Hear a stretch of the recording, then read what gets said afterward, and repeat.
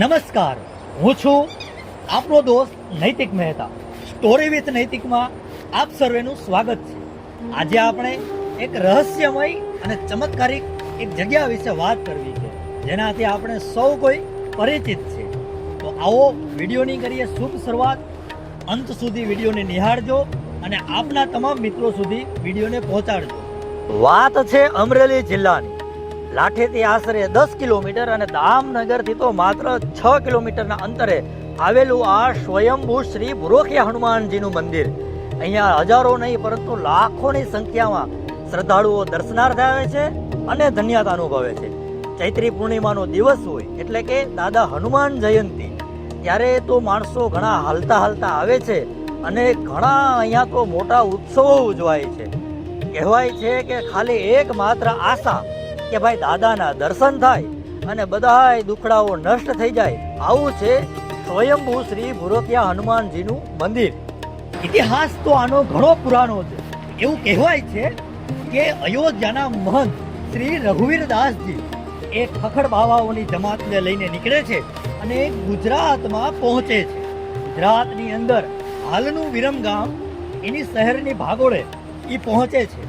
ખુલ્લા મેદાનની અંદર એ આખા શિષ્યગણો સાથેનો પડાવ નાખે છે. ત્યાં શ્રીરામ જય જય રામની અખંડ ધૂન, કીર્તન અને જય સિયારામના નાદ સાથે એક આખું ગુંજી ઉઠે છે.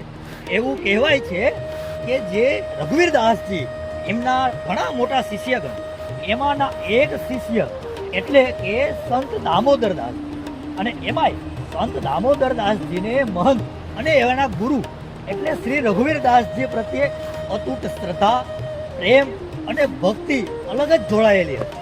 સંત દામોદર દાસજી એટલે હનુમાનજીના પરમ ઉપાસક અને એમાંય તુલસીકૃત રામાયણના પાછા પ્રખર વક્તા. સંત દામોદર દાસજીનું એક નિત્ય કામ એટલે હનુમાનજીની ભક્તિ કરવી, ગુણગાન ગાવા અને નામ જાપ કરવા. એવામાં એક દિની રાતે મધ્યરાત્રિએ હનુમાનજી સપનામાં આવે છે અને કહે છે, દામોદર દાસજી જાગો છો કે સૂતા છો? ત્યારે દામોદર દાસજીની આંખ ખુલે છે અને જોવે તો સાક્ષાત હનુમાનજી મહારાજ.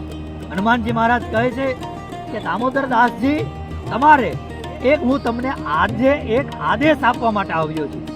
ત્યારે દામોદર દાસજી કહે છે, તમે તો મારા ભગવાન છો, હું તમારો દાસ છું, તમે ખાલી આદેશ આપો.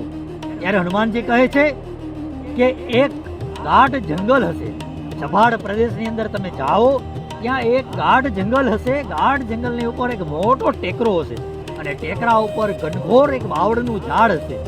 ત્યાં હું પ્રગટ થઈશ અને હા, આ તમારે ચૈત્રી પૂર્ણિમા પહેલા ત્યાં તમારે પહોંચવાનું છે.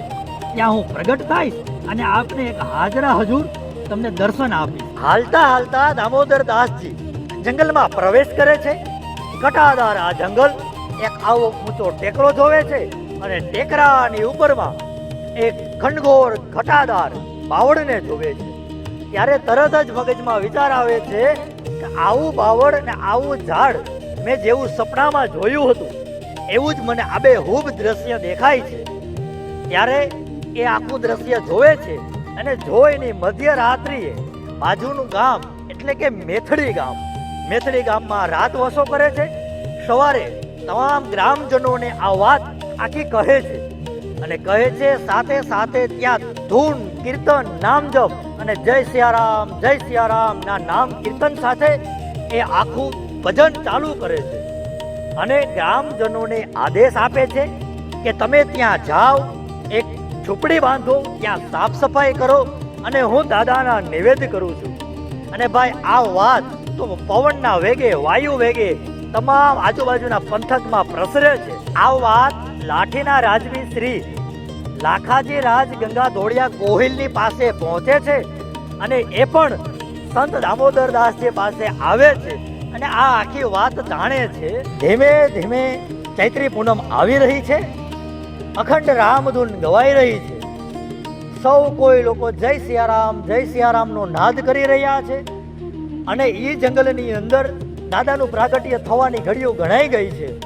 અને જ્યારે દાદાનું પ્રાગટ્ય થવાનું હતું એ સમયમાં ચૈત્ર મહિનામાં પણ મધ્યરાત્રિએ ભડાકા સાથે ફૂલ પવન થયો અને વરસાદ ચાલુ થયો અને એટલામાં ઈ જંગલમાં ઈ રાત્રિ સમયે ભાઈ દાદાનું પ્રાગટ્ય થાય છે અને સંત દામોદર દાસજી પુરખિયા હનુમાનજી મહારાજની જય જયકાર બોલાવે છે અને સૌ કોઈ ગ્રામજનોમાં ભારે ઉત્સાહ જોવા મળ્યો.